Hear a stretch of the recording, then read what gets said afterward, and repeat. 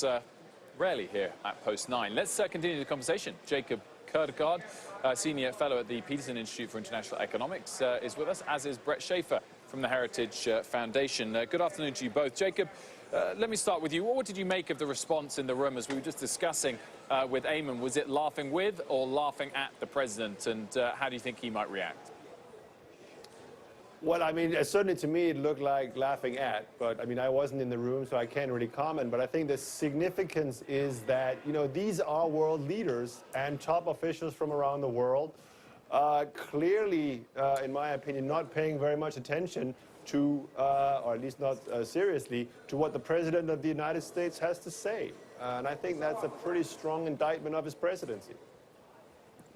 Brett, for investors that are watching the various trade fights and negotiations going on between Canada and Mexico and Europe and China, is there anything to take away from the president's posture toward the rest of the world in today's UN speech?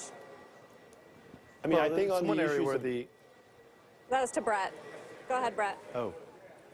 Well, that's okay. Yeah, I think that's one area where the foundation, Heritage Foundation, and the administration deviate is on the trade policy. We believe in free market principles, and we think that engaging with other countries is a mutual benefit to the American people and to the countries that we engage with economically. So we would actually like to see the administration temper down that rhetoric in quite a bit of ways. That being said, on the OPEC comments earlier during the speech, there's no doubt that the OPEC nations manipulate the prices of oil through the production, and having a more free market approach to the price of oil, I think, would benefit consumers around the world and also lead to economic growth more broadly. Jacob, what do you make of the possibility that this is all just part of his posturing, his negotiating tactics from the president? We've seen pretty overt displays from him at big group gatherings in the past, whether it was G7, G8, the UN today. Do you think the more important thing is the bilateral meetings, or do you think the tone we saw today is indicative of the conversations he's having behind closed doors with leaders as well? Well, I certainly hope not. I mean, we're going to have a number of very important bilaterals, not least with the Japanese Prime Minister Abe coming up.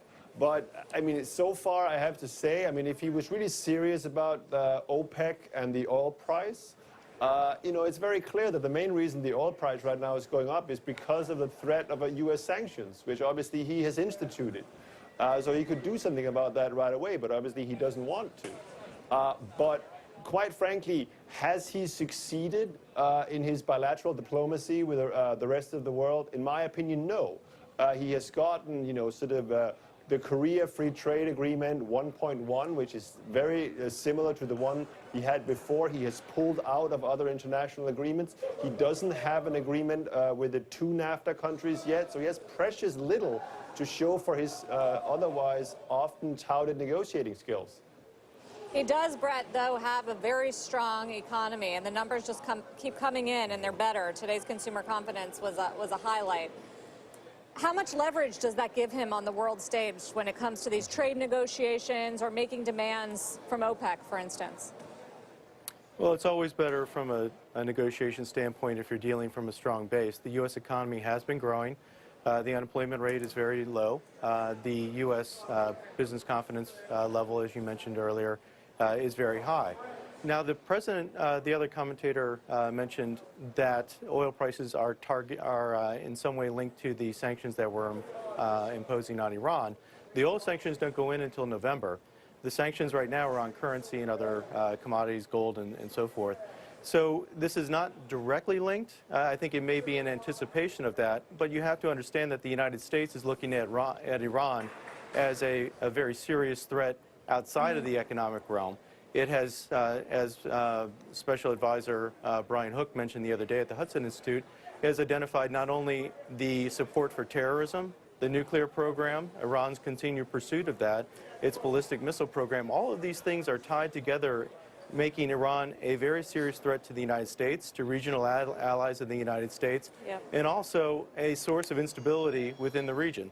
These things have to be dealt with, and if that results in an impact on oil prices, that's something that needs to be dealt with separately through increases in production, perhaps through other members of OPEC, or in the United States itself, which is going to be a response to higher oil prices. Well, the president certainly made that point loud and clear on the Iranian threat today. We'll leave it there. Jacob Kierkegaard, Brett Schaefer, thanks for joining us, gentlemen.